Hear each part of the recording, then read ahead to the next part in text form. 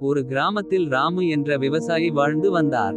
அவர் மிகவும் நேர்மையானவர். விவசாயத்தில் போதுமான வருமானம் இல்லாவிட்டாலும் அதை ஒருபோதும் விட்டுவிடவில்லை. தினமும் காலையில் எழுந்து தன் சிறிய நிலத்தில் கடுமையாக உழைப்பார். மழை இல்லாத ஆண்டுகளில் கூட கிணறு தோண்டி ஆற்றிலிருந்து தண்ணீர் இழுத்து பயிர்களை காப்பாற்ற முயல்வார். ஊராருக்கு உதவி செய்வதை ஒருபோதும் தவறவிட மாட்டார். உழைப்பும் நேர்மைதான் நம்மை காப்பாற்றும் என்பதே அவரது நம்பிக்கை. அப்படி இருக்கையில் விவசாயத்திற்காக அவர் கடன் வாங்கினார். ஒரு வருடம் கடும் வறட்சி ஏற்பட்டது. பயிர்கள் அனைத்தும் கருகிவிட்டன. கடனை திருப்பிச் செலுத்த முடியாத நிலை. வட்டிக்காரர்கள் வீட்டிற்கு வந்து அழுத்தம் கொடுக்க ஆரம்பித்தார்கள். ராமுவின் மனைவி கலங்கி விவசாயத்தை விட்டுவிட்டு வேறு வேலை தேடுங்கள் என்றாள். ஆனால் ராமு, இந்த மண்ணை விட்டு செல்ல என்னால் முடியாது. இதுதான் என் உயிர் என்று புலம்பினார்.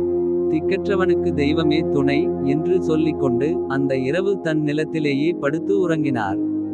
கனவில் பயிர்களும் சிறு பூச்சிகளும் தோன்றின. கண் விழித்து இறைவனை வேண்டி கண் கலங்கினார். அப்போது அந்த வழியாக வந்த ஒரு கார் விபத்துக்குள்ளானது. பதறிய ராமு கண்ணாடியை உடைத்து உள்ளே இருந்தவர்களை காப்பாற்றினார். அவர்கள் நன்றி கூறி சென்றுவிட்டனர். 2 நாட்கள் கழித்து அரசு அலுவலகங்களில் உதவி கேட்க ராமு சென்றார். அங்கே பணியில் இருந்தவர் ராமு காப்பாற்றிய அதே நபர். அவர் ராமுவுக்கு விவசாய உதவித் திட்டங்கள், விதை வசதிகளை ஏற்பாடு செய்து தந்தார். ராமு மீண்டும் விதை விதைத்தார். அதே நேரத்தில் எதிர்பாராத விதமாக நல்ல மழை பெய்தது. நிலம் பசுமையாக மாறியது. அறுவடை சிறப்பாக அமைந்தது.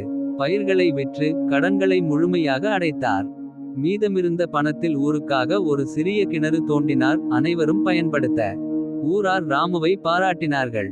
அவர் புன்னகையுடன் சொன்னார், நேர்மையும் உழைப்பும் இருந்தால் கடினமான காலமும் கடந்து போகும் தெய்வத்தின் உதவியோடு. நன்றி.